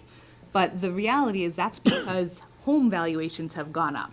So the two things balance out. So when your home valuations are high, we can bring the taxes down because we're able to bring in the same amount of money, right? Right. Based on that percentage. When home values go down, so say like in 2008, you'd probably notice that we had less revenue coming into town, and that helps to put us into a little bit of a tailspin in terms of what we're facing, right? And then that's when taxes go up. What we're seeing right now is really an overall failure of the 2.5% system because our consumer price index has been so high over the past several years. The cost of everything has gone up, the cost of benefits has greatly gone up, and so that's why we're in the position that we're in now. And when we say taxes going up, we're talking about the tax rate. The rate. Yeah, Just for clarification. sure, Dave. The rate gets adjusted to add on the 2.5% overall. So I know I haven't seen my taxes come down, they always continue. They always go up, yes. Right, and typically your valuation for your home goes up every year as well. This number here, we're looking at a 12.5% increase on average on everybody's home taxes. Yeah, if that's what that comes out to, I don't know. But it's, yeah, for the average taxpayer, it would be, I think it was $894, yeah. Go ahead. Julia, thank you. Rick Bedardi, Pierce Circle. Could you walk me through a little bit? I saw Heather's slide at the beginning that the deficit is 840,000. And then I heard, something about the receipts from the ambulance, and then I heard something about free cash. Yeah. It seems like a big leap to get to 1.4 million. So I guess if you could give me the Reader's Digest version of Sure. why we're so high, and then, what would happen if we were at 840,000 override? What would happen then? I mean, would we be okay? So, thank you for asking that, Rick, because I Yeah. think that's really the crux of the issue here, right? So, what we are looking at right now is over the last 10 years, we've actually reduced our budgets continually year over year. And by reducing, I mean, if we are level funding, that's truly a reduction because we have contractual obligations, those numbers don't go down, and so we have to reduce other numbers in order to make up that difference. As we have reduced budgets over the years and expenses continue to go up, we've been filling that gap by using our free cash. And I think it's important to make sure that people understand what free cash is. We don't have just a fund sitting around of cash that we can pull from at any point in time. Free cash is generally our unexpended monies from the year prior. So if we have budgets that didn't need to be expended completely, that money then goes back and becomes free cash. The Department of Local Services certifies the free cash every year so that we have to essentially show them why we have the free cash. They look at it, make sure that they agree, and then it gets certified, and then it's available for use. What most towns do is they use that free cash to fund one-time purchases, or they put it away into stabilization or into capital in order to save it for something else. So stabilization would be our rainy day fund, which we pulled from last year in order to try to avoid an override. Capital, of course, is our fund that helps us to buy larger pieces of equipment in order to take care of the town, such as trucks, snow plows, things like that. So we have essentially become reliant on free cash, which is not guaranteed money, over essentially the last 10 years of time. That makes it so that we cannot put money away into our capital and stabilization accounts. It also makes it so that we cannot directly fund many of our capital purchases, things that would require just a one-time funding. And so we then have to go out to borrow for those things, which increases our costs further. Just like at home, if you can pay for something cash, it's always preferable rather than taking out a loan to pay for it and then you pay interest, et cetera. So we have become reliant on the free cash, and so that's in our budget now as well. The other thing that we started doing, as the fire chief mentioned, is we started getting ambulance receipts in. So when we took over the ambulance service, we also took over the billing for that service. So when somebody is transported by the ambulance, they can bill for that service and receive money back from somebody's health insurance. That is highly unreliable because it depends on what kind of health insurance the person has, whether or not they actually have health insurance. Mass Health and Medicare don't pay, essentially the cost, the fee that they pay is not enough to even cover the service that's being provided. So we rely then heavily on private insurers in terms of getting ambulance revenue back in. When we put this ALS level service in place, the Advanced Life Support Level Service, the intent of that revenue fund was to fund the pay for the paramedics that make it ALS level, the people that are certified at that level to provide that level of care. And then also to help put away money to hopefully be able to continue the service through buying new equipment, including a new ambulance, which is going to be needed at some point down the road. So what has happened over the years is that because the budget has been so tight, we've also started using more and more of the ambulance receipts so that we can't save any of those ambulance receipts or less of those ambulance receipts to be able to use them toward a capital purchase like an ambulance or something to that effect.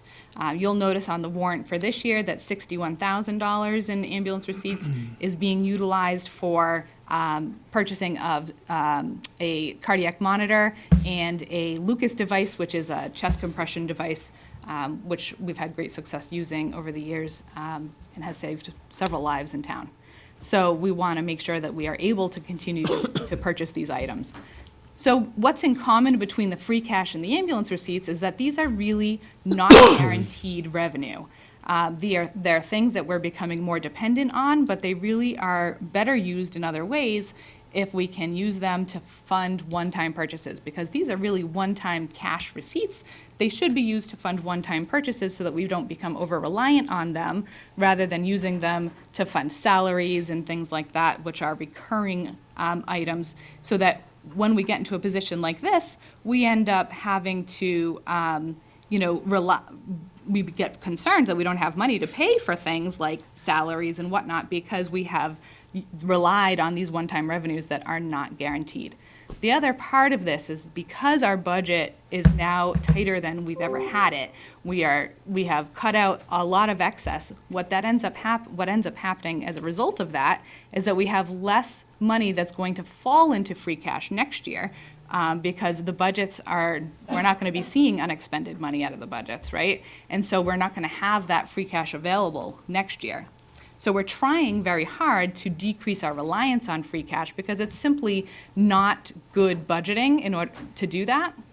And so where we have gotten from that $840,000 number that was what we're calling our deficit, that's not really our true deficit, right? Our true deficit is the $1.4 million because that takes into account the one-time revenues that we have used as a Band-Aid or a stopgap in between to help avoid getting to this place. What we'd like to do is try to get a reset so that we are no longer in a situation where we're budgeting so tight every year and then we end up having to come back the very next year in order to try and pass an override again.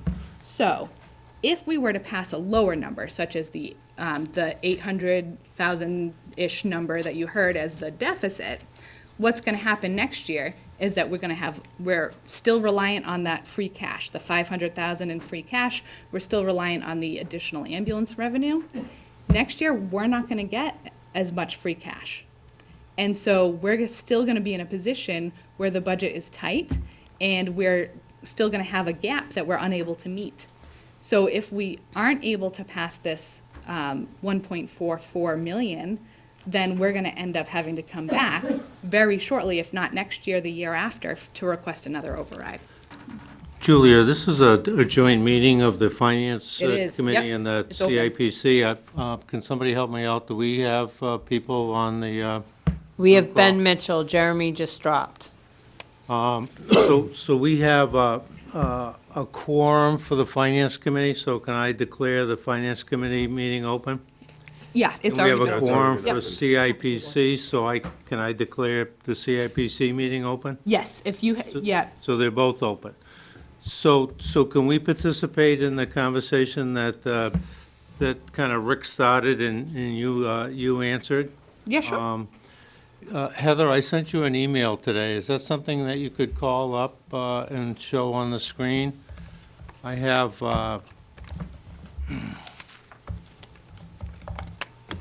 hard copies for anybody that might be visually impaired. I think I sent it to you around 5 o'clock this evening.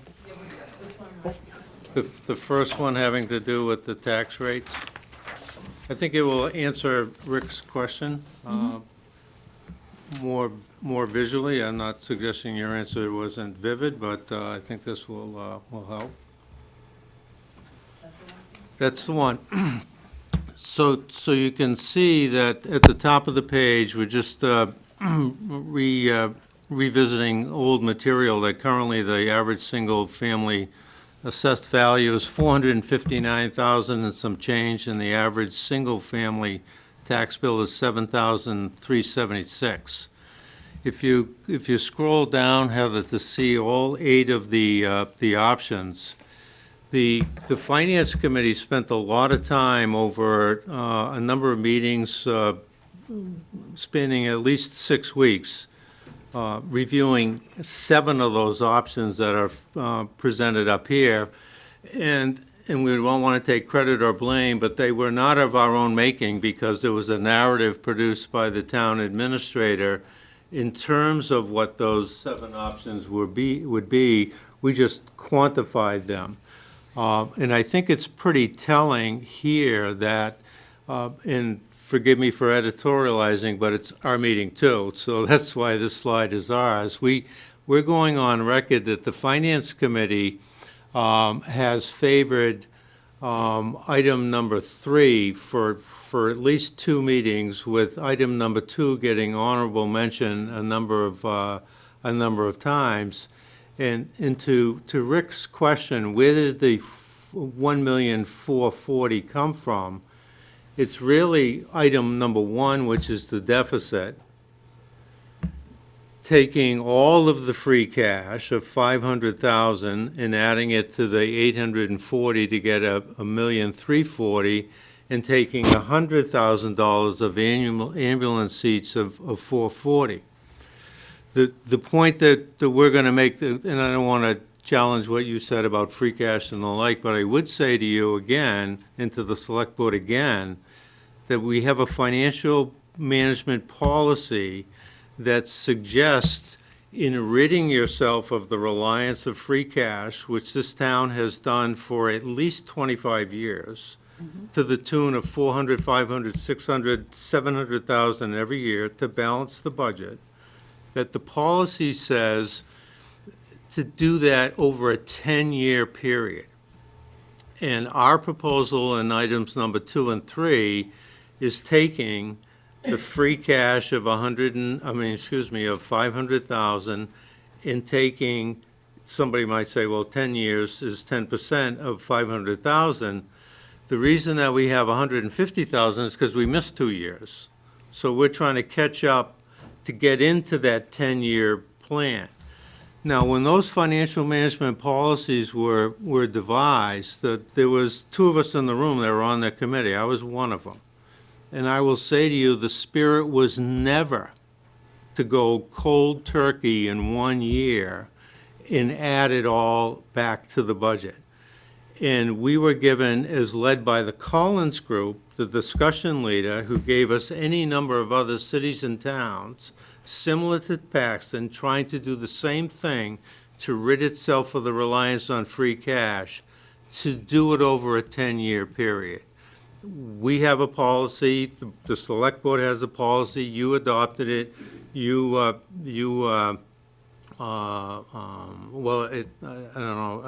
adapted or adopted it, but it's in force anyways. Why not comply with that particular policy, which is on the books? And if you were taking $500,000 and relieving the taxpayers I think you'd find the Finance Committee would be all for it. But we're taking all of it in 1 year, and we're burdening the taxpayers by bringing the deficit of 840 up to $1,440,000. And you can see right here that the burden for this particular override is $845, not including the 2.5% Proposition 2.5 increase that they're going to have as well. So we've all heard the presentations this evening, and all of which were compelling. None of us want cut in service. I think Finance Committee and Select Board are in favor of an override, but what we want is an override that will pass. And the risk is $1.4 million won't pass, in which case all of the compelling remarks that the department has made are going to force those cuts. Nobody wants those cuts. And this year in particular, the Finance Committee did limited, very limited cuts to all 50 of the cost centers this year because we cut it to death a year ago. There's nothing there. So we want the override to pass. We don't want the services to reduce. But I don't think, in terms of the 1.4, you want to accomplish two things. Have it pass and be affordable to the townspeople.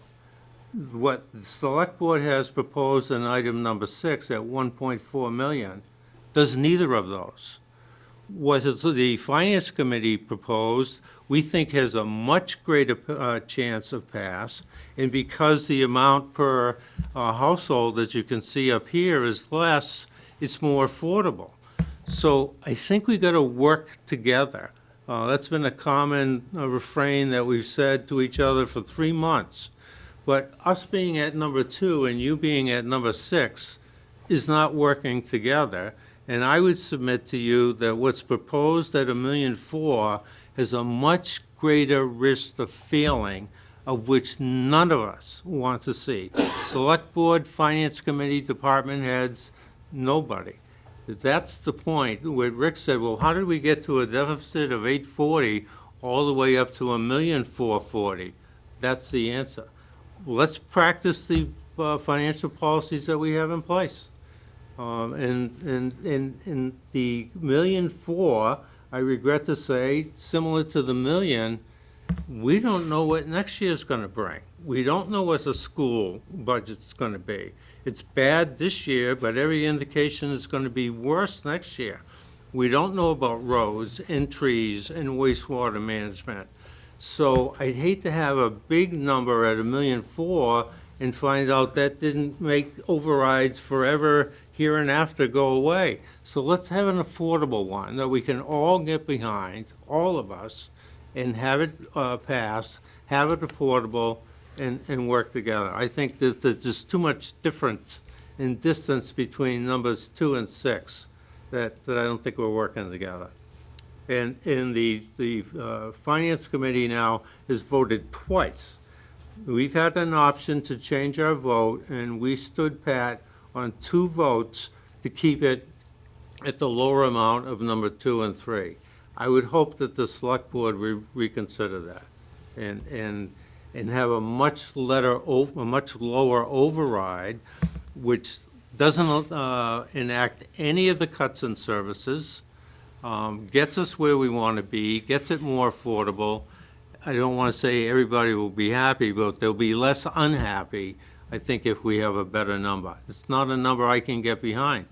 It's not a number the Finance Committee can get behind. And I would hate to go to town meeting and have the Select Board say one thing and the Finance Committee say another. Why not get together when we arrive at the town meeting on May 6th? I don't think we're there with that schedule right now.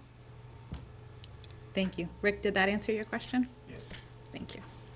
All right, so, I'd like to add. any other questions? Yeah, go I ahead. just did some math, so item 2, I come up with that's a total of 10.5%, which would mean above the 2.5, Proposition 2.5, we're asking for 8%.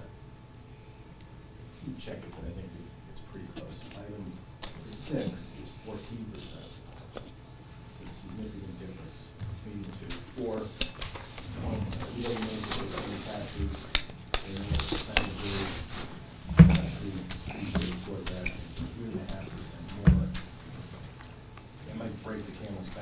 which is basically $14.25 a month. 10.5 and 14%,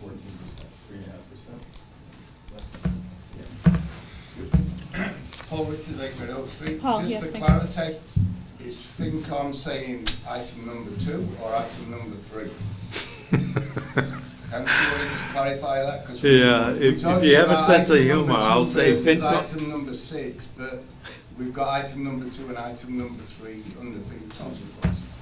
Choose your poison. If you have a sense of humor, FinCom wants number 3, FinCom chairman wants number 2, and I prepared the schedule. So I took a liberty here. And as it turns out, it was a split vote. It was 3-2, and there, we would rather have a vote where all 7 cast their vote, and there's been some consideration that the vote would be different if all 7 cast. So I'm just saying, it would be one or the other if we ask for reconsideration. But I just think for clarity and to be fair to residents, we should not show 2, we should show what FinCom has actually voted on. Yep, I totally agree. And I think we'll ask for reconsideration, and not this evening, because we don't have 7. That's the whole purpose. I'd like to put it before the Finance Committee again and have all 7 vote, and then we'll have only 1. Good, you make a good point. All right. Julia? Yes. Can I just clarify something? Sure, go ahead. So the select board met last Thursday night because of a deadline, which was 5 PM today. So the number going on the ballot is going to be $1,440,000 by law, because we had to have it to the town clerk by 5 PM today, 35 days in advance, which is why the select board had a meeting scheduled last Thursday to come up with the number. Right. Okay. All right, Gary? One of the things that I think Mark had said was the issue of the future.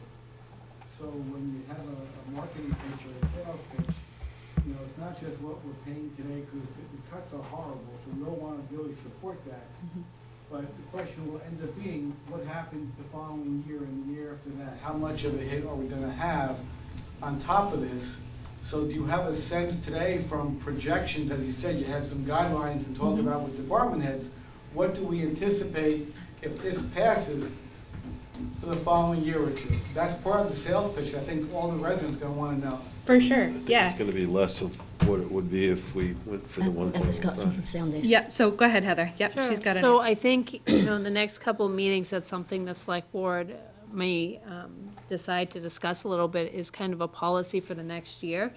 Every community does it a little bit different when they have an override, but some of them say, okay, well, we can sustain X percentage of this body, being the school, X percentage of the town budget increasing, and then have a policy that, it can only go to that percentage without having to go back to the people, because otherwise, to your point, you have to keep coming back. And I think going back earlier to what Julia had said, one of the reasons that I think the select board favored the approach of doing the 840 plus the 500 free cash plus the 100 for ambulance was to stop relying on that number that's going down and down and down and down, right? So every year, when our budgets get tighter and tighter and tighter, unless we get lucky, last year we got lucky, I had done a projection at one of the finance committee meetings or a presentation where you could see that the free cash was consistent, a lot of one-time cash outs from like CARES Act, and a few other things that had finalized that year. But each year, tighter budgets are gonna generate less and less free cash. Higher projections on revenue to balance the budget are gonna generate less and less free cash.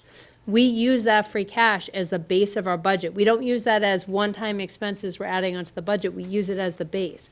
Moving that number up to part of the actual tax levy benefits us, right? Next year would be an additional FY '26 would be an additional $36,000, right? 2.5% off the 1.4 that you're adding to that tax base. So you're actually increasing that number. Right now, what's happening is we're using that free cash year over year. That free cash is not increasing by 2.5%. It's actually decreasing, and our expenses themselves are continuing to increase, which means our budget gap is getting bigger and bigger and bigger. Last year, you heard from multiple departments, things were already substantially cut, right? $100,000 or so from the departments, defraying costs to other one-time sources of revenue, right? Operating stabilization, ARPA. Unfortunately, at some point, there's no additional funds to defray. If you do the 840,000, we still would have to put in 500,000 for free cash and the additional 100,000 for the ambulance receipts, which means next year, we're already starting with an unbalanced budget by $600,000. We would have to make up at least $600,000 in free cash and in ambulance receipts next year, over and above the other 300,000 that was sitting there for ambulance, in order to be able to just balance the budget to zero. But we know that's not the case because our expenses are gonna continue to increase and be above that. I have a question. I know this is a loaded question. I think I know the answer to it, but with the ambulance receipts, that's what we're recouping. That's the paid amount. What percentage of the billed amount are we bringing in? Is there any room?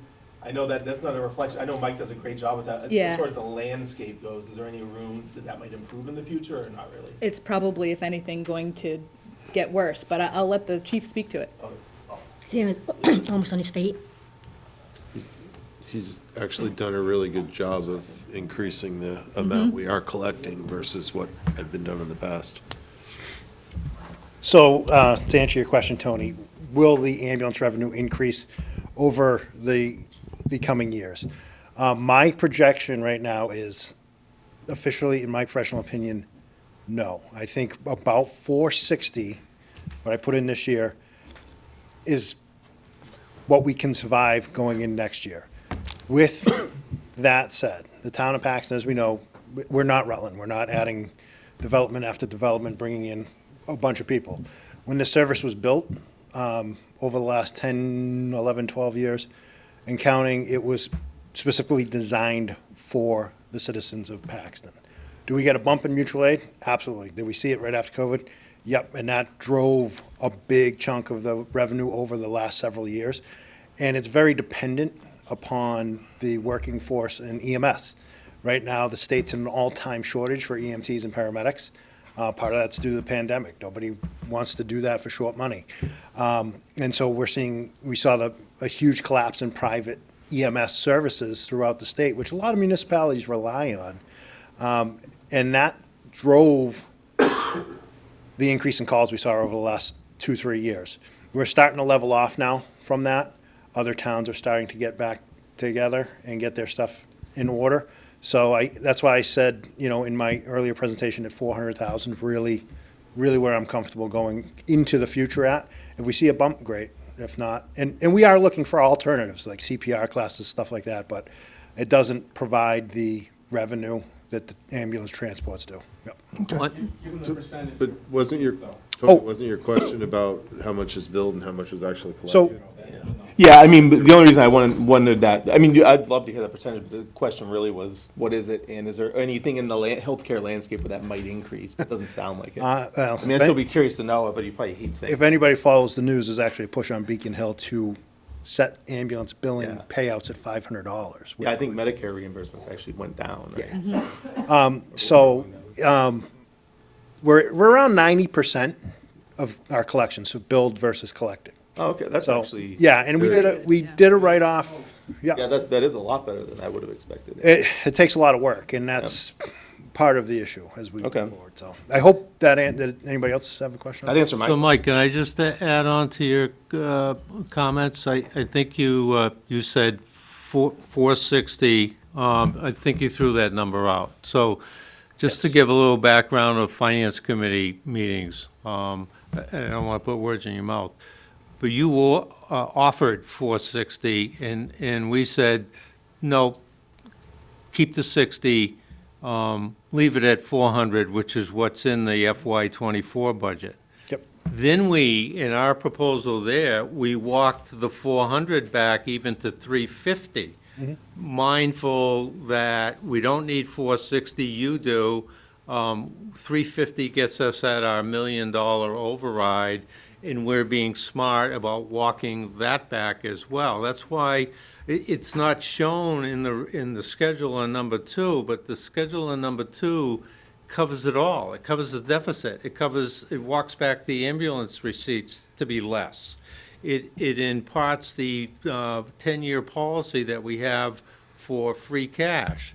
it's meaningful, it's got facts supporting it, as opposed to, and the biggest thing is it's got a better chance of passing. I do not want one single cut that the 5 or 6 department heads compellingly shared this evening. Nobody wants any of those, so let's get behind an override that's gonna pass, so you don't have to make those cuts.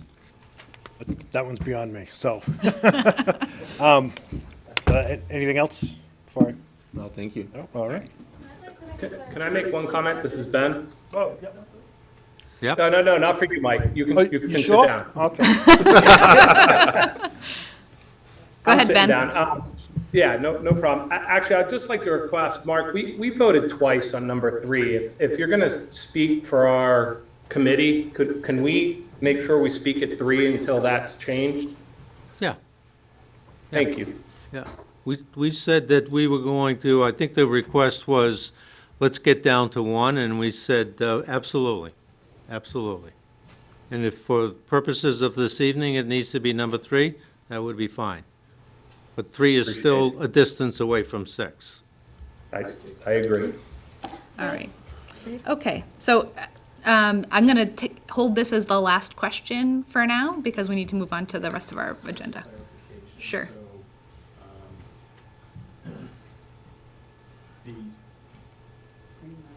Okay, the 1.4 million is already on the warrant. It's a warrant that will go to town. It's a ballot. A ballot? On the ballot, yep. Okay.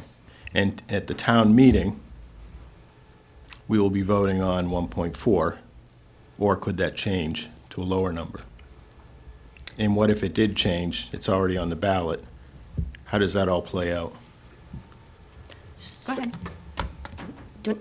So, at town meeting, we will present the 1.44, but if there's no appetite for it and it gets turned down, there is a chance that the board can go lower. Can't go higher, but it could go lower. What that would do is, the ballot question couldn't change. It's already set in stone for the ballot the following week.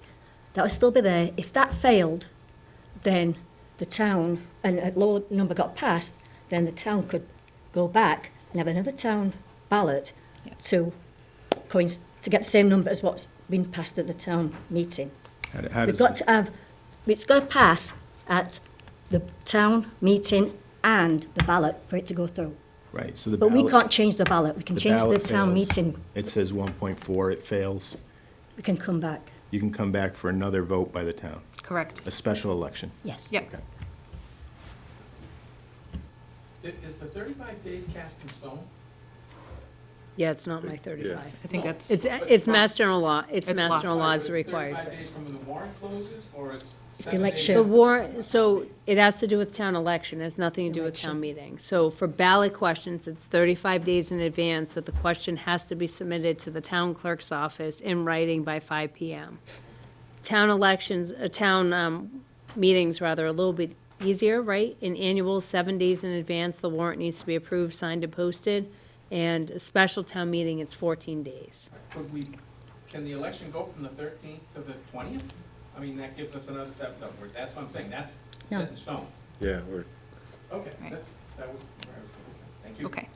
So what I'd like to do at this point is move on to new business where we have a joint meeting with finance and capital, since they're here right now, rather than make them wait as we go through our, our other agenda items. And I have on, do you need a? Oh, you need to set up a new thing. All right, so we need to have a recess. I need time. Okay, thanks, Scott. A recess. So we'll go into recess before we move on to the next section. Thank you, everybody that came. You can't prove it.